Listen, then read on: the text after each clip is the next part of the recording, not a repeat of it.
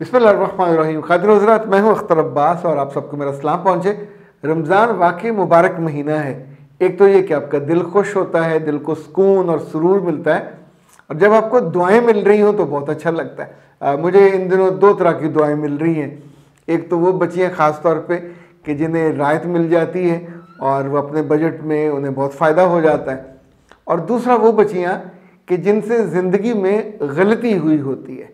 और अभी हाल ही में जब भी मेरे पास कोई बच्ची मिलने आती है, कोई क्लाइंट आता है, तो मैं उसके नोट्स ज़रूर लेता हूँ, और उसके बाद उन नोट्स की मदद से पूरा मंज़र आप को तज्ज़िया करने में और उन्हें गाइड करने में आसानी होती। ये नहीं, ये सिर्फ वन वे नहीं होता कि एक बंदा बोले जा रहा है और आप उसको चुप करके लिख रहे हो, सुन रहे हो। ये इंटरेक्टिव होता है। अभी कुछ 2 हफ्ते पहले एक बच्ची मेरे पास आई और उस मुलाकात में वो बहुत देर रोती रही। फिर उसने मुझसे जो चंद बातें कहीं, उसने कहा मैं आपसे रिक्वेस्ट करती हूँ कि मेरी इन बातों को लाजमी पढ़ के बताइएगा।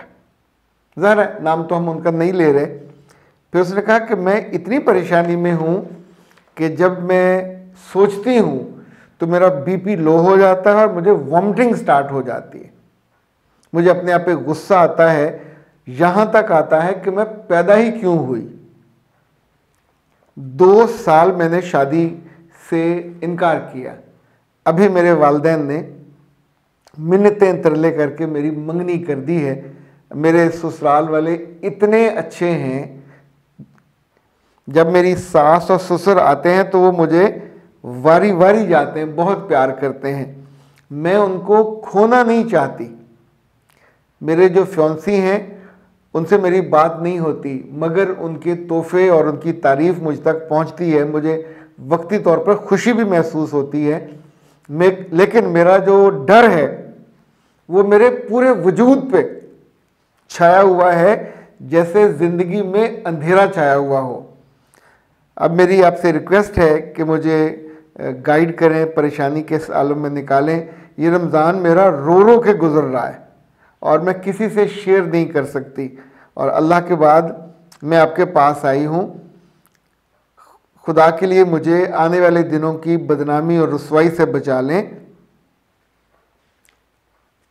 उस बच्ची से मैंने 2 बातें कही। उससे मैंने कहा मेरा बच्चा, जब कहीं इंसान गलती कर लेता है तो 2 चीज़ें होती हैं। अगर वो ढीठ हो, अंदर से गुस्ताख हो, और उसने बार बार गलती की हो, रिपीट किया हो, इस रेपिटेशन पे जो कुदरत का निज़ाम है वो हरकत में आता है और उसको सज़ा मिलती है। समटाइम सज़ा के बाद माफ़ी हो जाती है, समटाइम सज़ा के साथ रुसवाई जुड़ी होती है, समटाइम सज़ा और रुसवाई के बाद नॉर्मल लाइफ शुरू हो जाती है। ये एक पैटर्न है जो मैंने देखा। दूसरा पैटर्न ये है कि अगर किसी का दिल इनोसेंट हो, मासूम हो, और वो किसी गलती गुनाह में खुद अपनी मर्ज़ी से इन्वॉल्व ना हुआ, उसे बेवकूफ़ बनाया गया हो, उसे डराया गया हो, उसके साथ उसकी मर्ज़ी के बिना ज़्यादती की गई हो, तो अब जो उसका रोना होता है वो बहुत जेन्युइन होता है, पूरे दिल से, पूरी रूह के साथ। ऐसे लोगों को कुदरत के निज़ाम में माफ़ी आसानी से मिल जाती है, जल्दी मिल जाती है। उस बच्ची ने मुझसे कहा कि मुझे कैसे पता चले कि मुझे माफ़ी मिल गई है। तो मैंने उससे कहा, जब तुम रात को सजदों में रोती हो, तिलावत करते हुए रोती हो, रोज़ा खोलते हुए रोती हो, तो ये सोचो तुम उस रोज़ अल्लाह से कहती क्या हो कि मुझे माफ़ कर दे, और मेरे लिए आने वाला जो वक्त है, दिन है, रिश्ता है, ये महफूज कर दे। उसने कहा बिल्कुल यही कहती हूँ।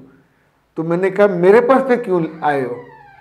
यानी मैं इसी शहर में था, इतने सालों से हूँ, और ज़ाहिर 10-20 सैकड़ों लोगों के जो मसले हैं वो हल करता हूँ, और मेरे पास जब आते हैं तो अल्लाह उनको भेजता है।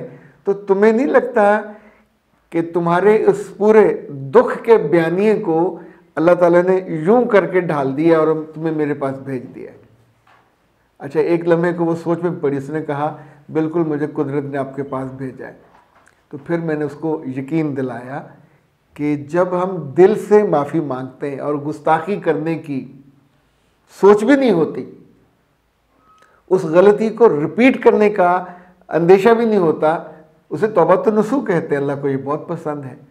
अल्लाह को तौबा वैसे ही बहुत पसंद है।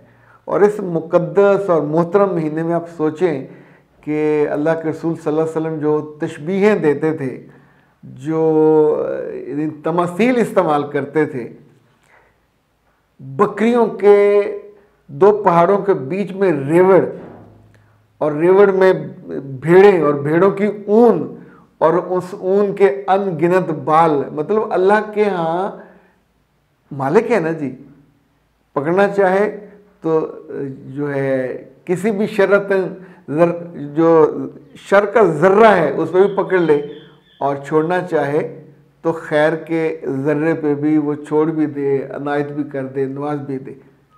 इस बच्ची का जो मुतालबा था अपने रब से वो ये था कि मैं इतने अच्छे सास ससुर को लूज़ नहीं करना चाहती। इंशाल्लाह ये लूज़ नहीं होंगे।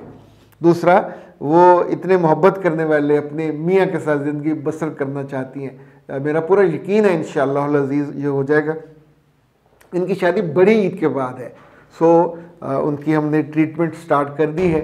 ये 1 माह की ट्रीटमेंट होती है, उसमें मेडिसिन होती हैं, एक्सरसाइजेज होती हैं, और इंशाअल्लाह अज़ीज़ ये अच्छा, इस चीज़ को हम आम इसलिए नहीं करते कि गुनाह को बढ़ावा देने का हमारा इरादा या प्रोग्राम या यूँ समझे आसानी नहीं देना चाहते, पर जो जेन्युइन केसेस हैं,